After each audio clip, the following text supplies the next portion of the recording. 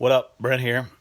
It's Wednesday, March 18th, and we are in the midst of a market meltdown and coronavirus mania. People are out of work, people are being isolated, people are panic buying stuff at the stores. The stock market, the commodity market, the bond market, everything is getting obliterated, right? Everybody's panicking. The economy is going to shut down. Oh my God, it's the end of the world, another Great Depression. Well, I got news for you. It's probably nothing they can do to stop it, right?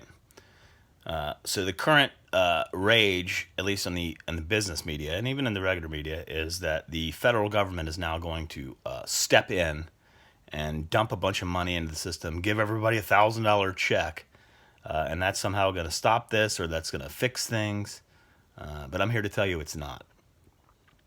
It's all a mirage, and more of this intervention by the government is exactly how we got to this point in the first place. Okay.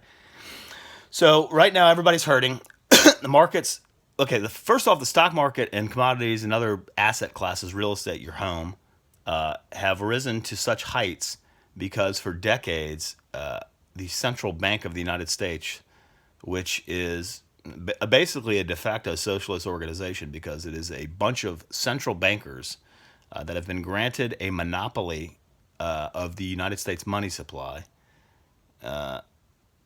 Basically, it's a group of central planners. The way socialism works, central planners dictate what's going to be produced, how much, what prices are, blah blah blah blah blah.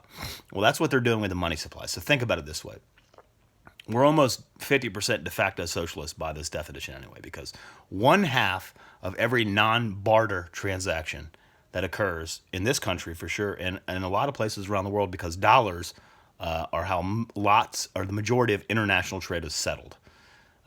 So one half of every non-barter transaction is carried out with money, U.S. dollars. And those U.S. dollars are controlled by a socialist organization, right? So before anybody comes in here and says, capitalism, look, it's late stage capitalism. I know a lot of people blaming capitalism for this, but this is a half of the entire problem. Half of every trade, half of every transaction occurs in dollars. And dollars are controlled by a de facto socialist means. Central bankers that have been granted a monopoly over the money supply.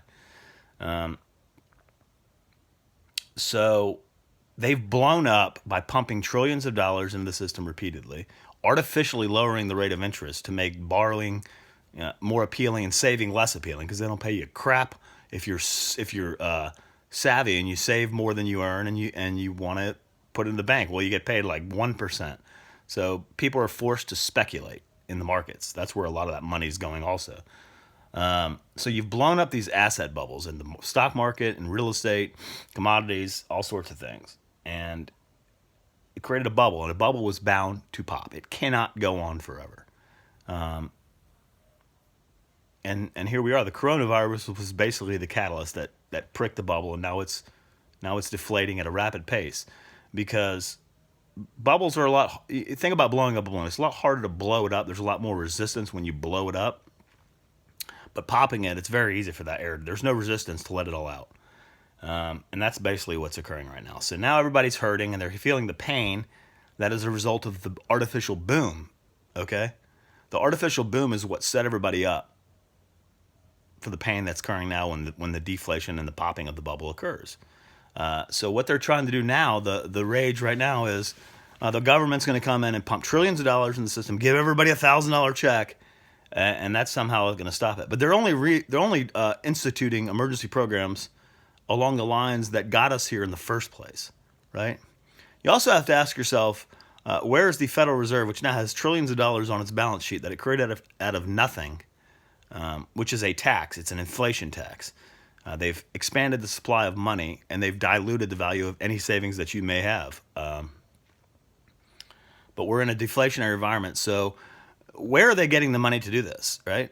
The government is going to is who ultimately the Federal Reserve looks to pay back all this money created out of thin air. And the government gets its ability to pay that back via taxation. And there's really two primary forms of tax: the income taxation and the inflation tax. And the inflation tax is what's been occurring for almost a century, or over a century now, since the creation of the Federal Reserve. But this government is $23 trillion in debt. $23 trillion in debt.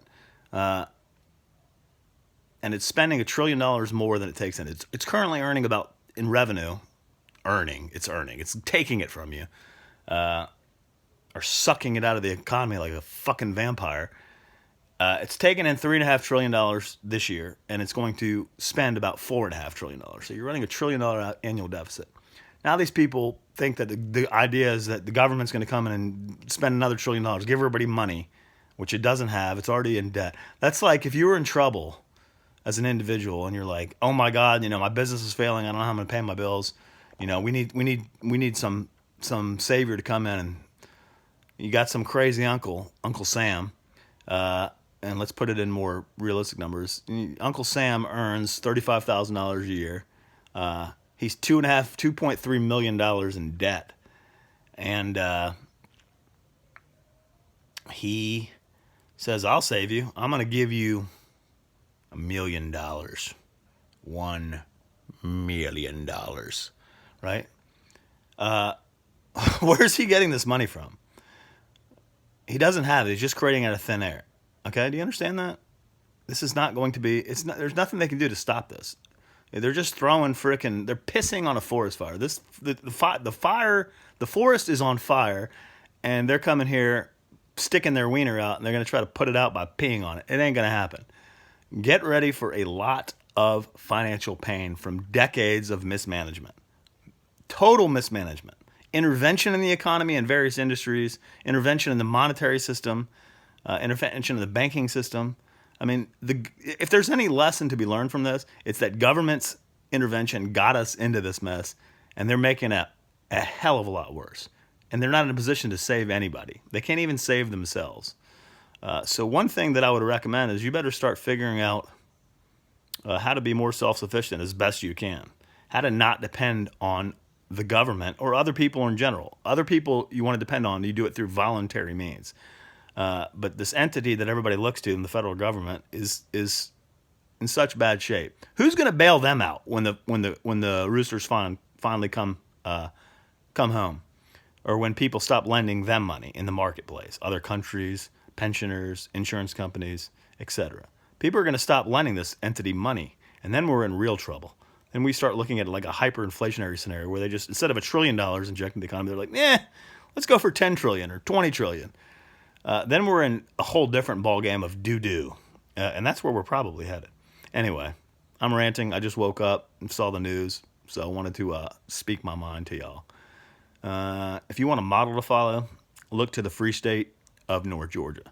We ain't got the government involved in nothing. Nothing.